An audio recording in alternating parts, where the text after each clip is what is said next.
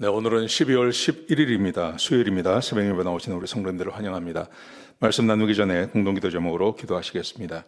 배옥준 집사의 뇌졸중을 치료해 주십시오. 언어가 회복되고 오른쪽 팔다리에 힘이 생겨나도록 해주십시오. 권하자 집사가 다시 걷도록 해주십시오.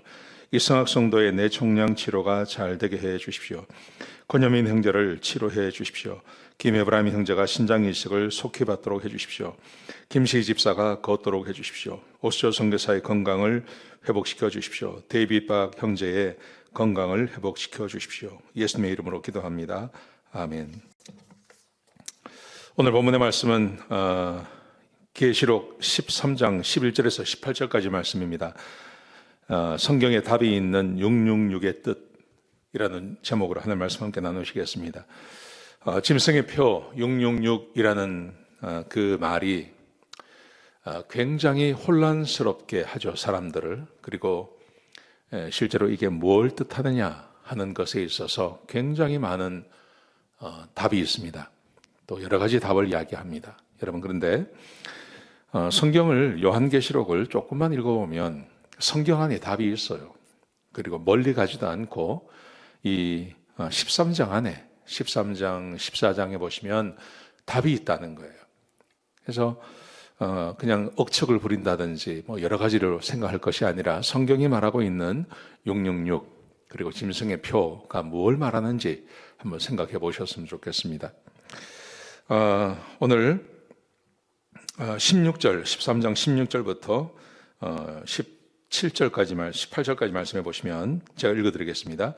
그가 모든 자, 곧 작은 자나 큰 자나 부자나 가난한 자나 자유인이나 종들에게 그 오른손이나 이마에 표를 받게 하고, 그가가 누구냐 하면 13장 11절에 나오는 두 번째 짐승, 땅에서 나온 짐승을 이야기합니다. 이 짐승이 그가 모든 사람에게 손이나 오른손이나 이마에 표를 받게 하는데, 이게 왜 중요하냐 하면 누구든지 이 표를 가진 자 외에는 매매를 못하게 하니, 이 표는 곧 짐승의 이름이나 그 이름의 수라. 지혜가 여기 있으니 총명한 자는 그 지혜 짐승의 수를 세어보라. 그것은 사람의 수니 그의 수는 666이니라.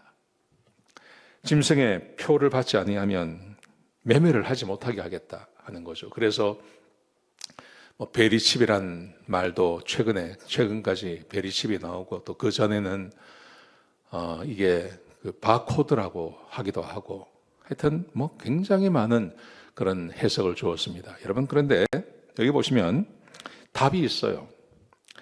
그가 그랬습니다. 그가가 누구냐 하면 아까 말씀드린 11절에 나오는 땅에서 올라오는 짐승을 말하는 거죠.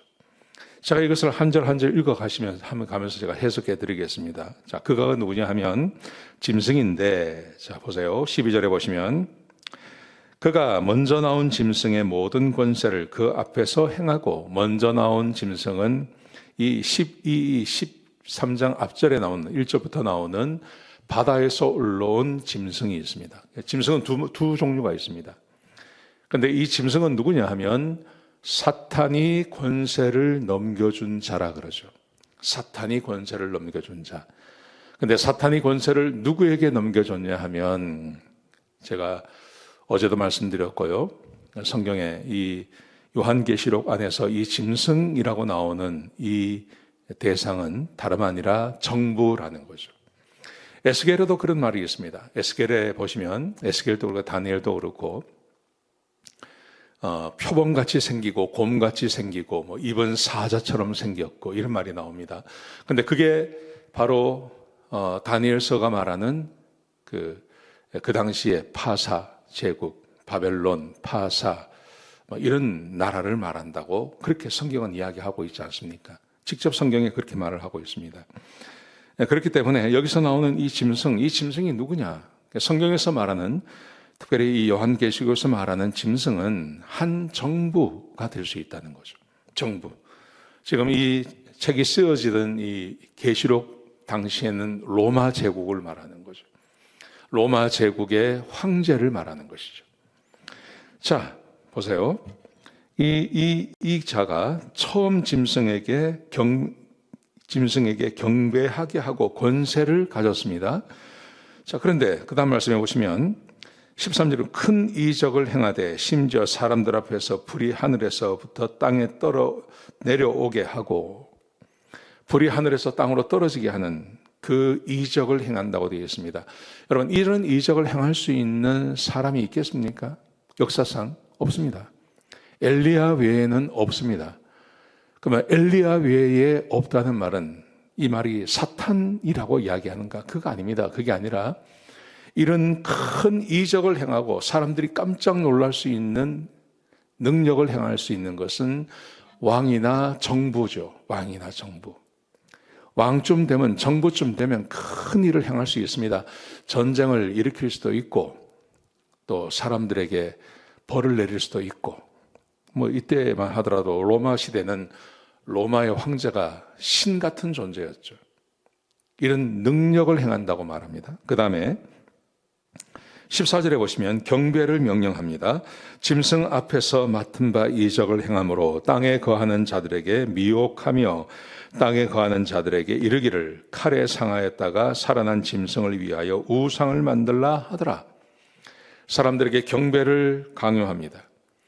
여러분, 지금 세상에서 경배하긴 것을 강요할 수 있는 조직은, 그것은 그 종교 외에 경배를 강조할 수 있는 것은 정부밖에 없습니다. 특별히 독재 정권, 공산주의라든지 아니면 저 무슬림 지역에 있는 저런 나라, 그 나라는 백성들에게 정부를 경배하게 하지 않습니까? 왕을 경배하게 하지 않습니까? 며칠 전에 무너진 저 시리아도 마찬가지죠. 50년 이상을 다스린 그 사람들, 그 사람들이 벤치마킹한 게 그 김일성 일가거든요. 거기도 신격화하지 않습니까? 근데 거기만 그렇게 한 게, 시리아에서도 그 가족이 50년을 지배하면서 신격화했습니다. 실제로 종교 외에 자발적으로 종교를 믿는 것 외에 다른 권세와 힘을 가지고 할 수 있는 것은 정부 조직밖에 없죠. 그래서 이 짐승을 로마, 그리고 황제, 그리고 요즘 말로 하면 정부나 대통령, 권세를 가진 자라고 말할 수 있는 것입니다. 자, 15절에 보시면 이렇게 되어 있습니다. 또 짐승의 우상에게 경배하지 아니하는 자는 몇이든지 다 죽이게 하더라. 공산주의 생각해 보십시오. 공산주의를 따르고 인정하지 않으면 다 죽여버리지 않습니까? 반국가 세력이라고 하는 것을 씌워서 사람들을 다 죽여버리죠. 북한이 그랬고, 지금 중국이 그러가고 있고, 또 러시아가 그러고, 지금 저기 뭐 중동 국가도 마찬가지 아닙니까? 사람들이 짐승을 경배하지 않으면, 그 조직을 인정하지 않으면 다 죽여버리는 거죠. 그래서 이 짐승을 정부 조직이라고 이야기하는 것입니다. 자, 짐승이 이 정부 조직이에요. 이 정부 조직이라고 한다면, 그러면 그 마음을 가지고 이 본문을 다시 한번 읽어보시겠습니다. 그가 모든 자, 곧 죽은 자나 큰 자나 부자나 가난한 자나 자유인이나 종들에게 그 오른손에나 이마에 표를 받게 하고 정부에 소속이 되게 하고, 누구든지 이 표를 가진 자 외에는 매매하지 못하게 하니 이 표는 곧 짐승의 이름이나 그 이름의 수라, 그리고 666이다, 이렇게 말합니다. 여러분, 지금 실제로 중국에서 이런 일이 벌어지고 있습니다. 중국에서 예수를 믿다가 잡히죠. 지금 잡습니다. 삼잡교회 외에, 삼잡교에서는 중국 공산당을 하나님 위에 두고 있습니다. 그런데 그게 아닌 우리 선교사님들이 들어간다든지 해서 교회가 생겨나고 그 안에서 진짜 예수 믿는 사람들이 잡히면 이 사람들에게 다른 거 하지 않습니다. 뭐 옛날에는 고문하고 막 이랬다고 하는데 요즘 고문하지 않습니다. 아주 간단하게 이 사람을 전향시킬 수 있습니다. 하나님을 포기하게 만들 수 있습니다. 그게 바로 모든 직장에서 다 쫓아내는 겁니다. 우리처럼 목사님이라면 이렇게 교회가 목사님을 다 이렇게 서포트해주고 하는 게 아니죠. 거기는 자기의 직업을 갖고 또 일을 하거든요. 대부분의 사람들이 그렇습니다. 그리고 목사님에게는 가족이 있지 않습니까? 아들도 있고 딸도 있고 부인도 있고.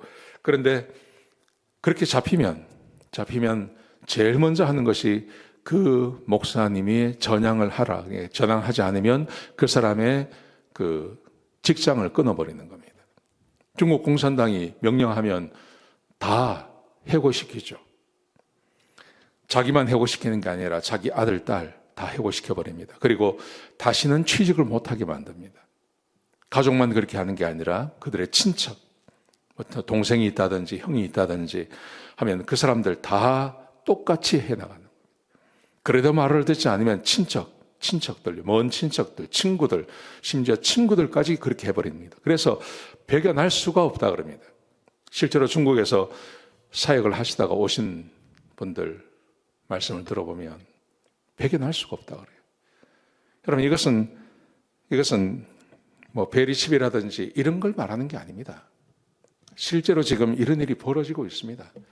북한에서도 벌어지고 있고, 중국에서도 벌어지고 있고, 인도에서도 벌어지고 있고, 중동 국가에서도 벌어지고 있고, 예수를 믿는다는 이유 때문에 그 사회로부터 고립되게 하는 것, 그게 짐승이 정부이기 때문에요. 그 정부가 금하는 것을 계속했을 때, 특별히 예수 믿는 것을 금하는 정부, 정치, 체제, 거기서 그런 일을 했을 때 그때 살아남지 못하죠. 그래서 이 짐승의 표 오른손에 이마에 자기가 스스로 내가 그리스도인이라고 말하는 거 아니겠습니까? 그렇게 하는 자들에게 예수님을 계속 믿는다면, 그러면 너를 이 사회로부터 완전히 격리시켜 버리겠다. 매매하지 못하게 만들겠다. 그렇게 말하고 있는 거죠. 666이라는 것은 그 당시 사람들은 다 알고 있었습니다. 이게 네로를 말하는 것입니다. 네로. 그리고 지금은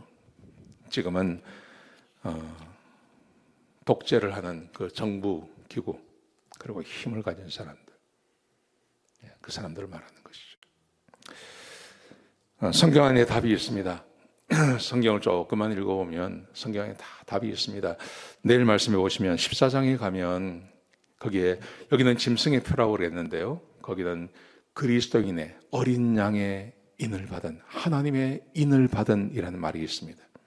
여러분, 우리가 구원받고 하나님 백성이 되면 하나님께서 우리에게 뭐 눈에 보이는 인을 쳐주십니까? 아니지 않습니까? 성령의 인, 성령이 내 안에 거하시는 것, 내 믿음의 고백, 그걸 인이라고 하지 않습니까? 여기서 짐승의 표도 마찬가지라는 거죠. 꼭 기억하셨으면 좋겠습니다. 기도하시겠습니다. 아버지 하나님, 우리에게 귀한 말씀을 주셔서 감사를 드립니다. 하나님, 우리의 믿음이 이렇게 평화롭게 하나님을 마음껏 믿을 수 있는 그런 환경과 여건을 허락해 주셔서 감사를 드립니다. 그러나 세상 많은 곳에서 억압받고 핍박받는 사람들이 있습니다. 하나님, 그들을 구원해 주시고 보호하여 주옵소서. 또 교회 안에서도 헛된 것에 마음 뺏기지 않도록 인도해 주시옵소서. 예수님의 귀하신 이름으로 간절히 기도드렸습니다. 아멘.